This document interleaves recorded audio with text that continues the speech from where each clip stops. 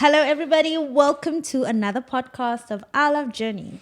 How you guys doing? I think we're wrapping up this week. Yeah. It's actually a sad day. Yeah, but I'm happy for the consistency. Like, we've been so consistent. Yeah, guys, Shem, for the first time, you guys can't say that we haven't done it.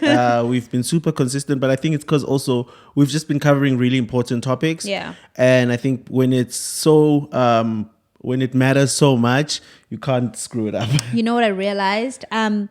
Last week's video, because we were like opening up and sharing on our childhood traumas, in the comment sections, everybody was opening up about their stories. Yeah, it's crazy. It's amazing because it helps other people recognize what's happening in their lives, and it's beautiful. I think it's the beginning of all of our healing. Yeah, at the end of the day, I think what we're trying to do is just kill stigmas, There we go. Like not have stuff be like a stigma to speak about, and you realize that sometimes when you open up about stuff, it really does free you. And also you realize it's not that bad, because I think when you don't open up and when you don't talk about something, You it magnify becomes it. like you magnify it. It becomes your burden, and then Yeah. you live in shame. And the best way to get rid of shame is by really opening up. Have the last 18 months left you feeling permanently tired? Are you feeling down for reasons you just can't explain? Do you dismiss these feelings saying that it's just life? Join a series of wellness conversations in the circle with Salal, where we discuss the impacts of stress on everyday life. We unpack mental health awareness and ways to combat the effects of stress. Visit www.salal.co.za. Mind, body, Salal. Just to continue, a big thank you to Salal for opening up this conversation and supporting us in breaking the stigma. And they've sent us some supplements that we've been trying out, one for burnout, for stress. So it's been such an amazing journey. Yeah, look, I can't wait because maybe this flu is going to end up going. Guys, I still have it. I know I said it was going to last 1 week, but like... Have you been doing what I told you to do? Which is what? He needs 1 day to sleep, which he hasn't done. The How day can he I- was supposed how to can sleep, I he was sleep? cutting grass. Guys, these are important things. Exactly. You say cutting grass like it's this extramural It activity. is. You were supposed to stay in bed, and then he doesn't take his medication unless I bring it for him.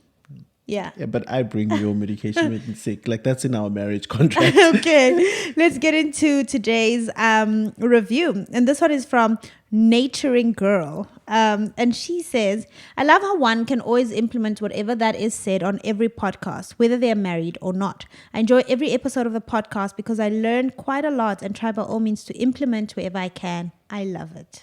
Thank you for sharing, and we're glad that we're not just talking away, but you can actually implement, meaning we're giving practical advice. We're not just blabbing. Like, it makes sense, these things we're Guys, talking about. are you guys seeing this? I'm in my Mukuturu merch. Like, you look even hotter than usual. Really? Yeah, no. You said this last week. No, but last week you pulled out the corduroy.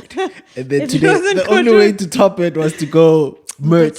So today's topic, I don't know if it's going to be lighthearted, but that's kind of the plan. But there's some journaling, journal prompts that I found, which are psychology based. Okay. That I'm going to ask you and I. And I think at home you can either ask your partner, your family member, or you can just journal them on your own. Okay. And it's called self-discovery. And I think it's a good step towards taking care of or being aware of your own mental Seeing health. your blind spots. Seeing yourself. Yeah. Okay, first question.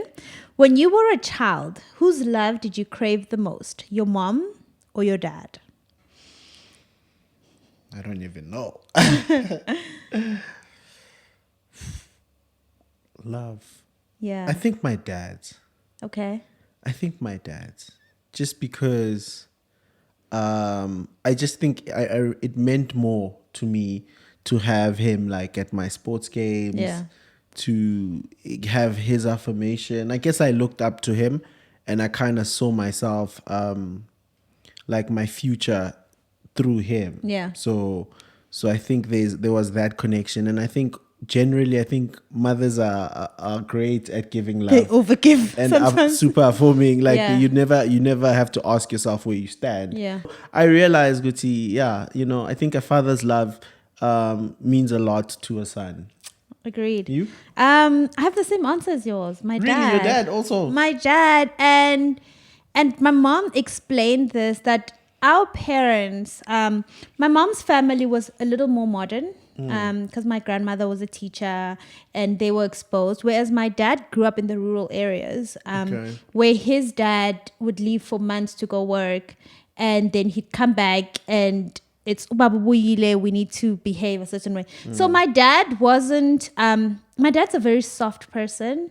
Yeah. But I guess in trying to be a man, he tried not to express that. So I'm seeing it now as I'm older and our relationship is closer. And I'm seeing it with my children that my dad's actually very affectionate and he's making a whole lot of effort to show that affection. I mean, my dad makes us coffee at home. It's his favorite thing to do. Yeah. And growing up, he didn't really do that because he was being, and not to say he wasn't loving. He was loving, but I think I can put it as I craved his affection more. And like you said, it meant more when he came to my sports game because he worked more and he couldn't be at all of them. And like you said, because with moms, it's like naturally given, it's explosive, that love is a lot. So my dad. I think a lot of times we are taught in society to withhold affection. Withhold affection, To kind of put up this bravado type of thing. And it's like, you don't realize how it affects even your spouse sometimes. Even your spouse, because you're not doing as that affection. stuff. You're not Whereas making I think a cup men of should coffee actually because it's beneath you, like as in daughter. And I think as men, or rather as fathers, you should actually go the extra mile to be affectionate. Because like I said,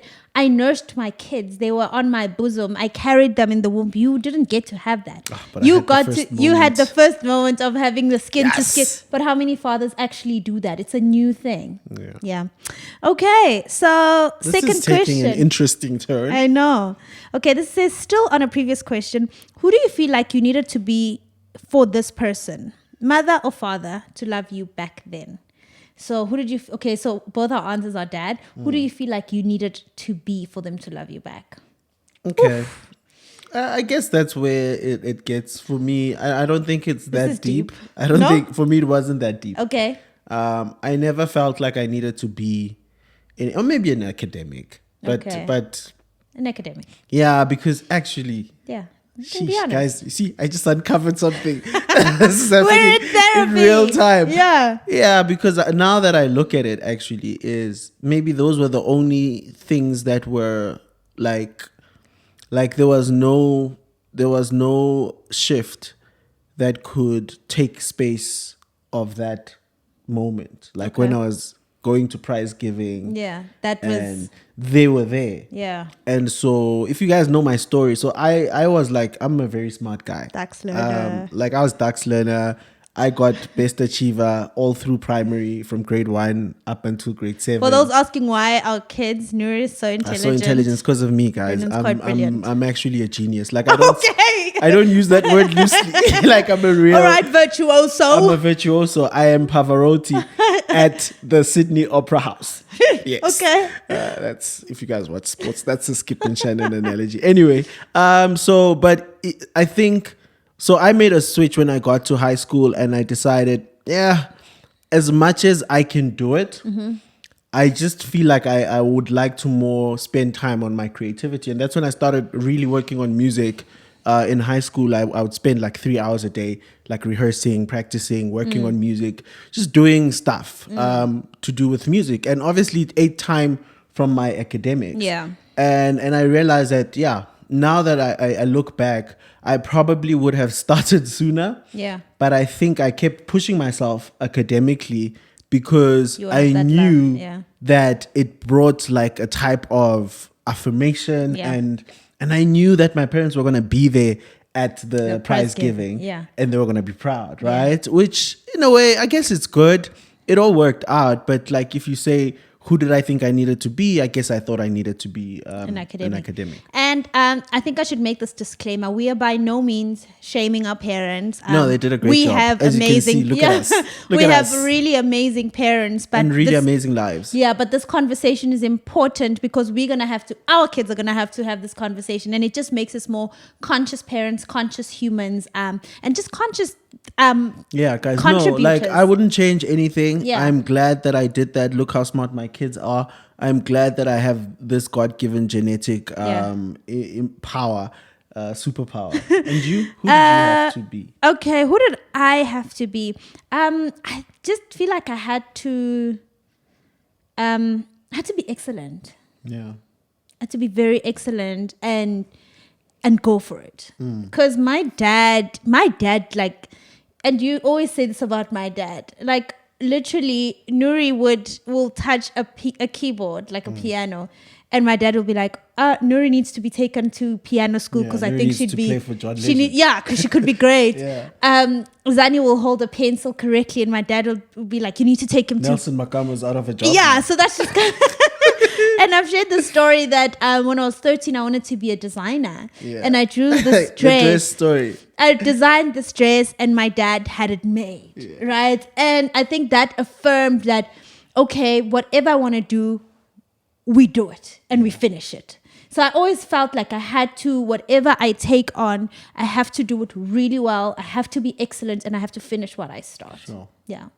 So I think what I'm getting from both our answers is that what we thought we had to become was really positive things. It was. So then at this point, I'm realizing that maybe that's a good way of parenting. That's a good way of parenting. Because But there has to be balance. Yes, you have to have a balance, but I think there was, and I think that's why it worked, is that you have to incentivize. There has to be some sort of incentive For kids, yeah. for kids to be pushed to be better. Look, we as parents who are conscious parents, we have to strike a balance of not overdoing things. So because we've got access to so much, and in terms of information, in terms of finances, in terms of just a whole lot of things, we have access.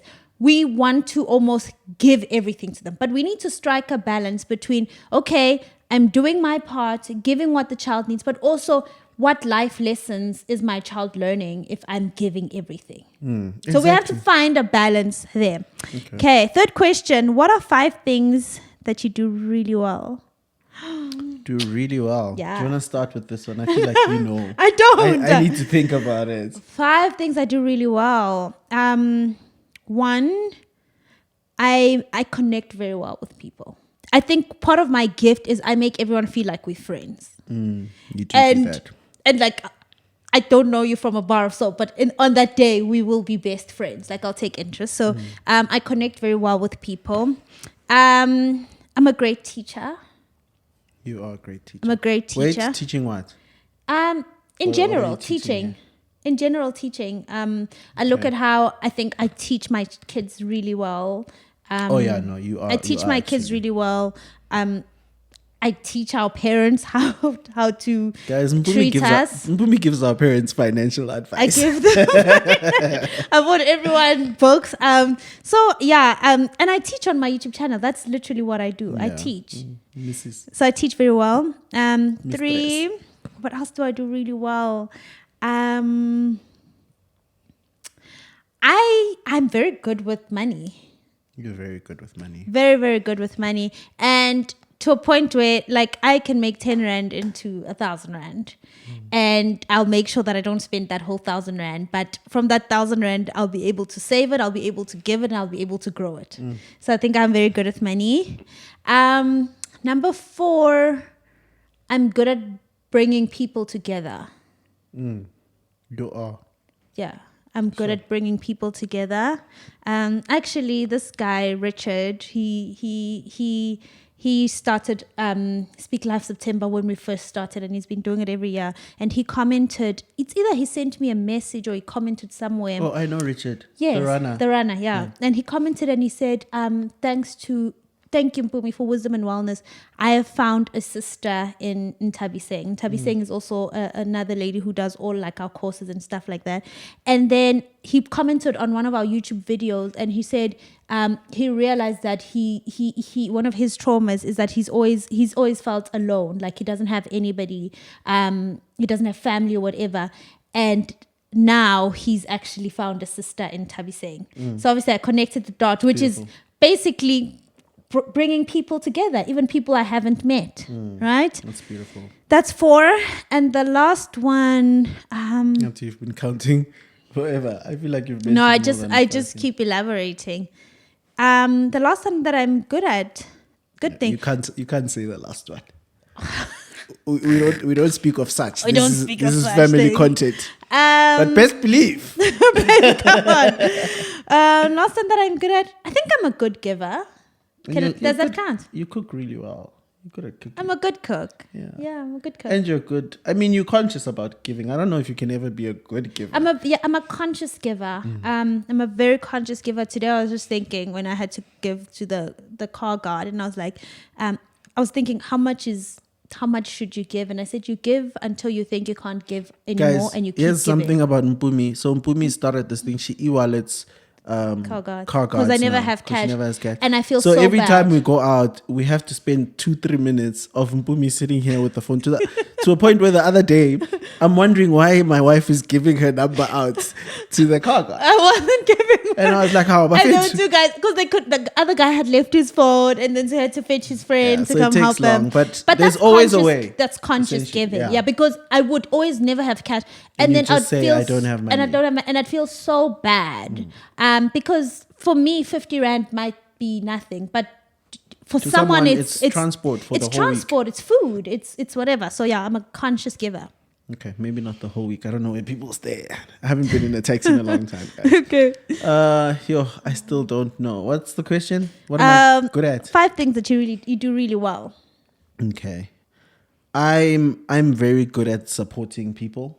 Like virtuoso. I'm like, yeah. So I'm for the people, guys. Yeah. Like for me, if I'm your friend, or I'm in your corner, like I will gas up everything you do. Yeah.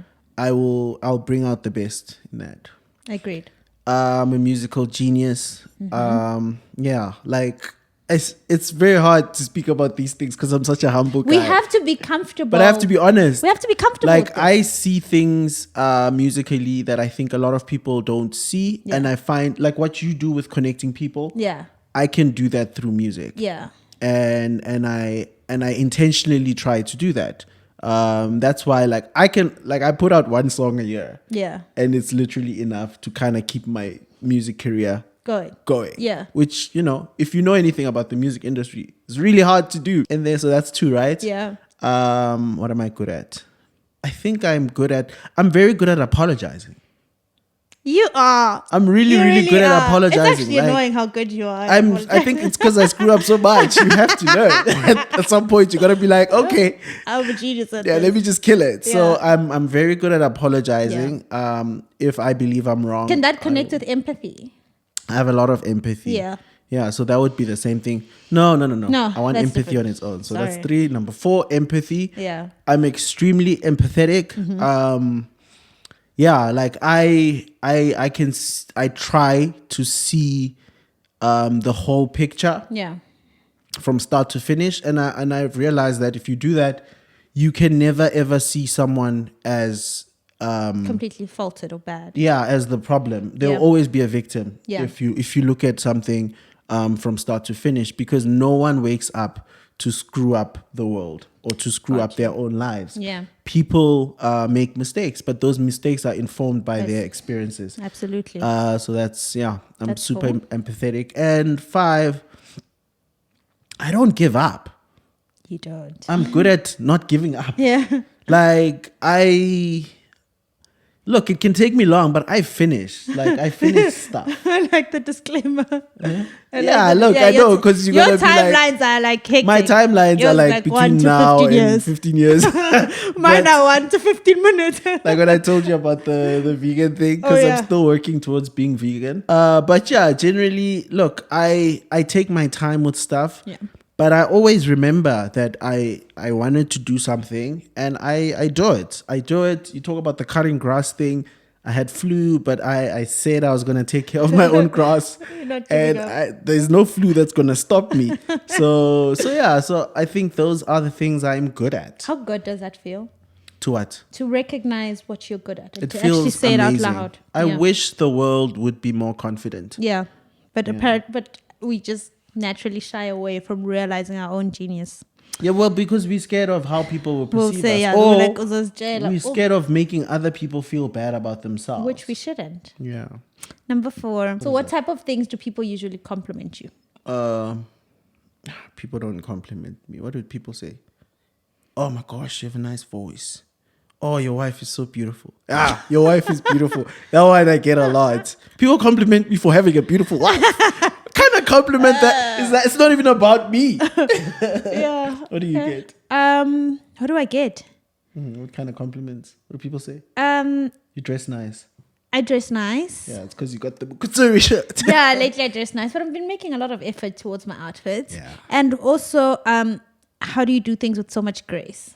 Ooh, that's a good compliment.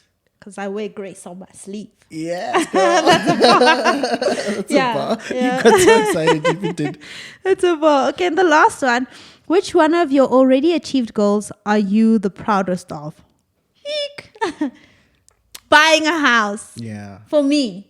Yeah, no, same. That's the only goal that, okay, not the only one, but that's the one where I feel like, God really came through here.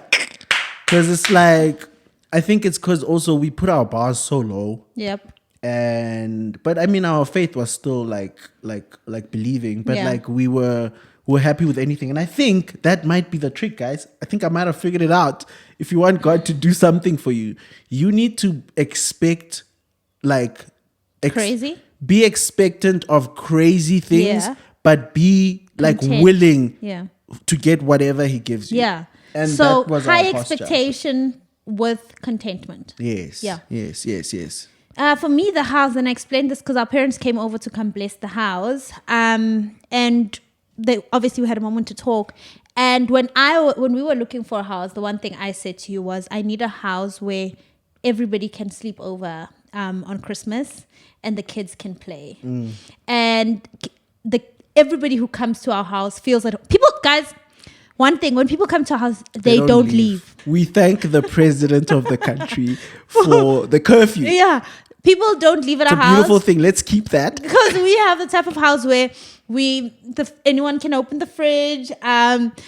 Listen, if you want to go take a nap on our bed, you're more than welcome Well, to. not our main bed, but we've got a But guest even our room. main bed, we don't really mind. Yeah, but our guest room is next level. yeah, and our guest room is like. At this point, our guest room It's is better better than than our main bedroom. But yeah, so having people come to our house and not want to leave and enjoy it. The yard, the kids enjoy the yard, doing our garden. So that's my proudest achievement. Not per se the actual house or the structure of the house, but what it represents and bringing people together. Yeah.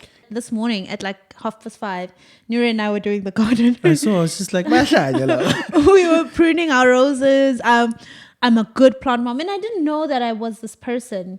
But now it's like my 'Cause favorite all your thing to plants do. used to die. Yeah, all my plants used to die.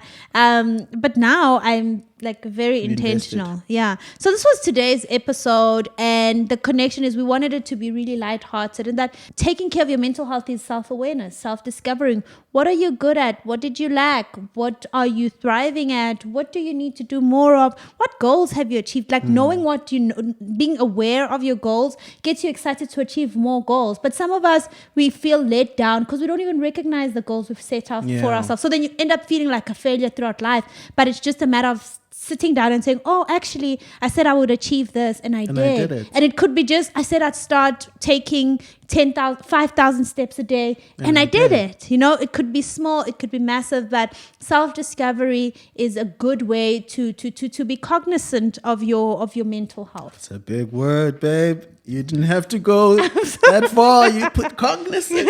Yeah, guys. And just be confident, man. Just, self-confidence is that thing. Like, read books, watch stuff. Yeah, and, build it from within. Build it from within. Build it from within, because then no one can destroy it. Yeah. If you build your self-esteem from within, from the things, and I think this questionnaire is great because it just allows you to really gas yourself up. Yeah. And if you know these things to be true about yourself, it's very hard for other people to tell you otherwise. Yeah. All right, it's been a good one. Thank you for being on this journey with us, talking about mental health. Thank you to Salal once again for opening up this conversation. It's been great. It doesn't stop here, but I think it's something I mentioned in the beginning. It's something we will always talk about. Guys, take care. We love y'all. Take care of yourselves, and cheers. This is our love story. This is our journey.